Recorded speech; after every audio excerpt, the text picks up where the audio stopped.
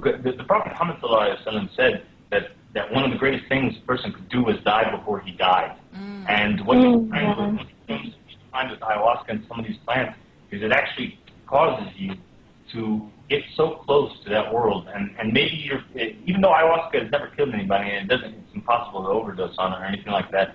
And almost the same for mushrooms, but the point is that it brings you into that near-death experience, and sometimes you do have a rough time, but it's breaking down that programming, it's facing yourself, and if you're able to do that, the experience truly is rewarding. So. Interesting. But shouldn't that be like sort of like a last resort? I mean, when all else fails, then you should maybe go for that, because like you said, meditation and prayer are the purest forms of of elevating your spirituality, and so why should you limit yourself to for instance a mushroom, like you said, and I mean, well, I don't limit myself to the mushroom use, and I don't even use mushrooms really. But the ayahuasca thing, I do use it from time to time, and I'm not saying that everybody should substitute meditation and prayer with ayahuasca. I don't think anybody should substitute it with ayahuasca. But what I'm saying is how do you know you're even meditating, right? And how do you know you're even praying, right? Because I know a lot of people that just stand there and they're like, that's it. I mean, did that really do anything? So sometimes there's a lot of breaking down and soul searching that you have to do to get to the point where you're praying like the Prophet Muhammad ﷺ used to pray, and actually meditating the way you should be meditating, and not just you understand what I'm saying? Yeah, I do. I mean, I can just remember from my own experiences with it. You definitely come out on the other side a different person each time. Every time it's like you have some revelation, and it just sort of adds to your bag of understanding of things. But could you do it also like you hear about remote viewing? People are really talking about remote viewing and things like that now. Isn't that sort of the same thing? And then nobody's using a substance to do that. I mean, I don't know how you feel about that. I feel like it's sort of like spying on other people, and I just feel like I don't even want to do that. But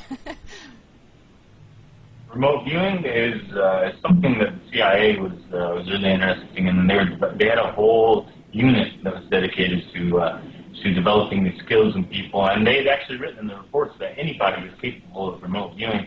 And in a sense, I don't necessarily think it's haram. I don't think that if you're able to do it right, anyway, for starters, because most people they don't have the patience to do that.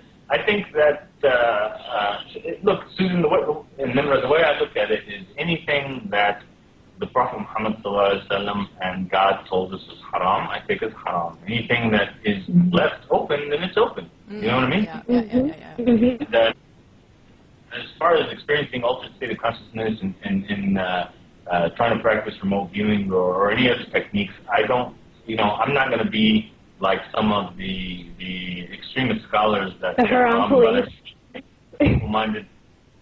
Yeah, right. What are they afraid of? It's like, it just seems like it's fear-based. Don't do this and don't do that, and exactly. So, I mean, I even said I said I'd be afraid to do that now, because I just feel like, well, okay, I'm just going to play the safer route. I know that I'm not going to get in trouble if I don't do that, so I'll just take the safer route and go here. But are you really living your life if you're always taking the super safe route on everything?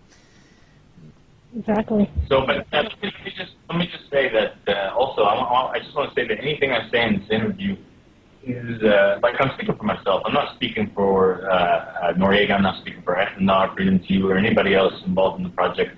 I'm just chatting with you guys about my experiences and my ideas of things. And people can take from it what they like and leave the rest. It's all good. Right. Exactly. That's the thing that I respect the most about you, is that you're not afraid to speak your mind, and that takes some serious guts. So, Well, I got to the point where I just when I first started making the Antichrist channel series, there was nobody in the Muslim community, like virtually nobody that was talking, even 9/11 truth. Right. They thought they truly believed that it was Osama bin Laden and the Taliban that flew these planes, and now they're disappeared in some cave, and and nobody was even talking about these things. So I've been judged so much, and then making a series called The Antichrist, Dajjal Will Be a Reptilian Shapeshifter. I mean, I'm getting down so much.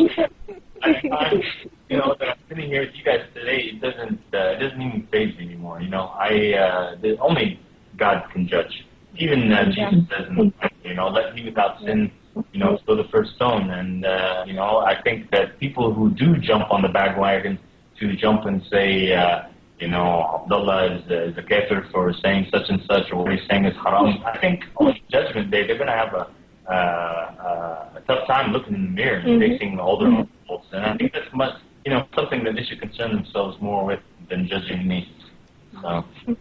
Exactly. Yeah, exactly. So, what do you guys think about this 2012 thing? Oh my gosh! Oh Can you my believe God. that? Oh my Oh gosh! my God, dude. Abdullah, Oh my gosh! that was actually our next question. That is weird. That is weird. I don't even. Wow. Oh my god. Subhanallah. Oh my gosh. Yeah. Go for it.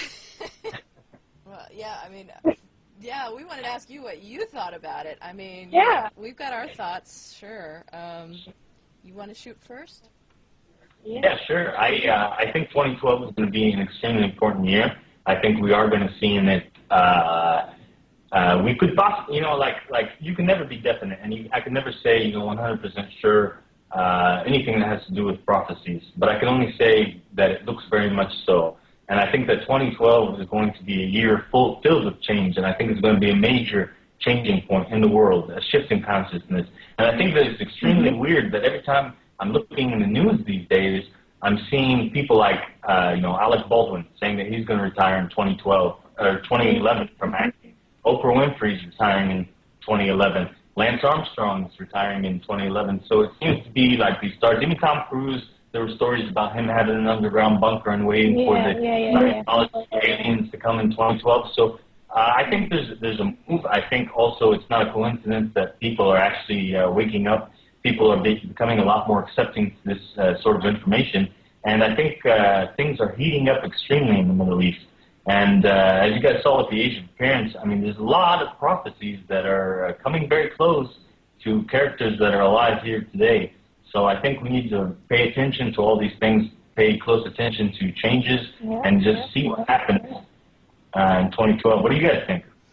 Yeah, exactly. I mean, I absolutely agree with you. I believe, like, I know, I can feel it. There's going to be a huge change. Literally, like, the world's going to transit to a new age. And I think it's up to us. If you want, it could be good for us. And so, I mean, what do you, like, what according to you would be the best way to prepare for what is to come? I mean, you know, where do you see the world going, like, the next 2 or 3 years? I think that it's going to go for the worst. I think we have to hit rock bottom as a humanity to get anywhere better. Like, people are not going to, we're not going to go anywhere good before we go really bad, like really even worse than where we are today. And prophecies, you know, talk about a lot of things that are to happen. One of the interesting things that it says, though, for example, there's a hadith that talks about before the Mahdi arriving, 2/3 of the population will be wiped out. A larger number of them, like, will be 5 out of every 7 will be wiped out by red death, which means by battle, and then 2 out of every 7 will be wiped out by a white death, which is plague. And when the companions started to become afraid of this prophecy, you know, the prophet reassured them that the true believers would be the ones that remained alive. That the true believers, the ones who truly believe. And I'm not saying that anybody who labels himself Muslim, and I'm not saying that I am by any means the best Muslim out there. I'm constantly struggling and striving to become better, because I do want to live to see the coming of the Mahdi. Yeah, exactly.